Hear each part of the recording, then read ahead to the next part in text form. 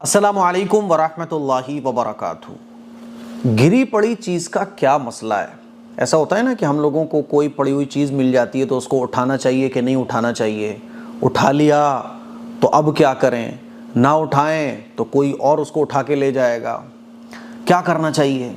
कल असल में हमारी फूफी जान, फूफा जी, दादी और फैमिली के लोग सब साथ में बैठे हुए थे, तो ऐसे बात चलने लगी। सब अपने अपने वाक़यात सुना रहे थे कि ऐसे मुझे एक जगह पर ये मिला था, किसी ने कहा मुझे वो मिला था।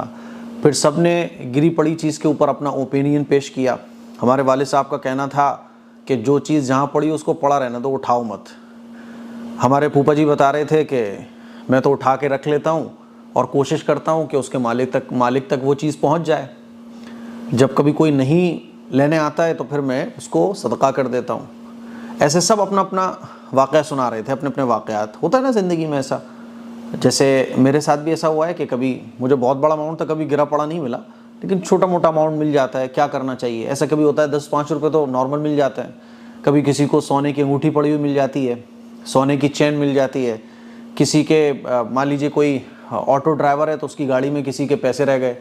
जैसे वाक़यात हम लोग सुनते रहते हैं कि 50,000 रुपये किसी के बैग में रह गए, किसी का पर्स रह गया।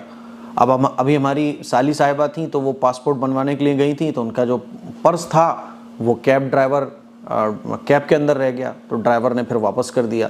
तो ये जो गिरी पड़ी चीज़ें होती हैं, बाज़ दफ़ा तो ऐसा होता है कि जिसकी जो चीज़ खो जाती है वो ढूंढता हुआ वहाँ आता है और वो ले जाता है। जैसे कि कैब ड्राइवर है तो उसकी गाड़ी में वो पर्स रह गया, बाद में याद आया तो हमने कॉल लगाया, वो हमें वापस दे गया। लेकिन होता क्या है कि कुछ चीज़ें ऐसी होती हैं कि अगर उनको ना उठाएं तो दूसरा कोई उठा के ले जाएगा। और आजकल आप जानते हैं बेईमानी का दौर है, धोखाधड़ी आम है, लोग जो है ना लालची हो चुके हैं, हरीस हो चुके हैं। हमें पता है कि अगर मैंने इस चीज़ को नहीं उठाया, मान लीजिए आपको कहीं 2,000 रुपये पड़े हुए नज़र आया, 500 का नोट पड़ा हुआ नज़र आया, आपको पता है कि अगर मैं इसको नहीं उठाऊंगा कोई और उठा के ले जाएगा। और आपने अगर उठा लिया तो फिर प्रॉब्लम ये है कि इसको मैंने उठा लिया तो अब क्या करूँ। तो ये तमाम मसले फैमिली के साथ डिस्कस हुए, सब ने जब अपनी अपनी बातें बता दी तो फिर मैंने तमाम सवालों का जवाब दिया कि देखो गिरी पड़ी चीज़ का मसला ये है। गिरी पड़ी हुई चीज़ का मसला ये है, आप भी समझ लीजिए कि आपको अगर कोई चीज़ पड़ी हुई मिले तो आप उसको उठा लें और उठाने के बाद कोशिश ये करें वो उसके मालिक तक पहुँच जाए, है ना। इसके लिए आप वहाँ थोड़ी देर वेट करें या ऐलान लगवा दें। अब वो डिफरेंट सिचुएशन हो सकती है। मिसाल के तौर पे मस्जिद में किसी की कोई चीज़ पड़ी मिल गई, जैसे अभी हमारी मस्जिद के वज़ू खाने पे घड़ी रह गई, तो मस्जिद में ऐलान लग जाता है कि भाई साहब किसी का कोई सामान रह गया हो वज़ू खाने पर तो बता दें। तो ऐसे क्या होता है, जिसकी घड़ी होती है वो बोलता है कि मेरी घड़ी है, अच्छा कैसे कलर की है बताओ, तो बता देता है ऐसे कलर की है। तो ऐसा होता है। लेकिन आपको कोई चीज़ मिली तो आप वहाँ थोड़ी देर वेट कर लीजिए, कोशिश कीजिए कि वो उसके मालिक तक पहुँच जाए, है ना। और मान लीजिए सपोज दैट कि वो चीज़ आपने उठा ली और उसके मालिक तक वो नहीं पहुंच सकी, तो कोई बात नहीं, उसको आप अपने पास रख लीजिए। जैसे मिसाल के तौर पे हमारे फूफा जी ने वाक़या सुनाया कि एक के 2,000 रुपये पर्स, एक खातून उनकी शॉप पर आई, बूढ़ी खातून, उनका पर्स वो गिर गया, वो तो चली गई। बाद में जब इन्होंने दुकान अपनी बढ़ाई तो वो पर्स इनके हाथ में मिल गया। इनको समझ आ गया कि वो जो बूढ़ी औरत थी उसी का पर्स है। ये इंतज़ार देखते रहे और एग्जीबिशन भी पूरा ख़त्म हो गया, लेकिन वो बूढ़ी औरत अपना पर्स लेने वापस नहीं आई। अब ये 2,000 रुपयों का हुक्म क्या है? तो इन 2,000 रुपयों का हुक्म ये है, मसला ये है कि ये 2,000 रुपये किसी गरीब को आप सदका कर दीजिए।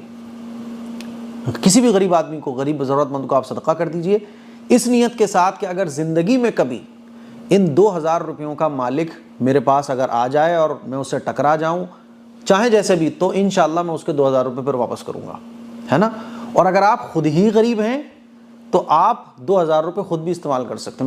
मिसाल के तौर पे कोई गरीब आदमी है, उसको जो है ना वो पैसे मिल गए 2,000 रुपये, उसने बहुत कोशिश की मालिक तक पहुंचाने की, लेकिन कोई मालिक आया नहीं, तो वो क्या करेगा, 2,000 रुपये उठा के रख लेगा, खुद भी इस्तेमाल कर सकता है, इस नीयत के साथ कि कल को अगर इसका मालिक मिल जाता है तो मैं उसको ये 2,000 रुपये वापस करूँगा। जैसे हमारे एक मिलने वाले हैं, तो उनकी दुकान पर सोने की ज्वेलरी जो है ना कोई खातून भूल गई, उन्होंने उसको उठा के रख लिया, अगले दिन वो आई तो उसको वापस कर दिया। अब उसने 1-1,500 रुपये इनाम के तौर पर दिया तो उसने मना कर दिया, फिर भी वो खातून ज़बरदस्ती 1,000 रुपये रख कर चली गई कि नहीं आपको ये तो रखना पड़ेंगे। ठीक है। तो मालिक आ जाए तो वापस कर दो, नहीं आ रहा है तो आप किसी ज़रूरतमंद को दे दो, अगर आप ऑलरेडी मालदार हो। और अगर आप खुद गरीब हो तो आप वो माल और पैसा इस्तेमाल कर सकते हो, लेकिन शर्त यह कि आपकी नीयत ये होना चाहिए कि कल को अगर इसका मालिक मुझे मिल जाएगा, है ना, तो मेरी वापस करने की नीयत होगी।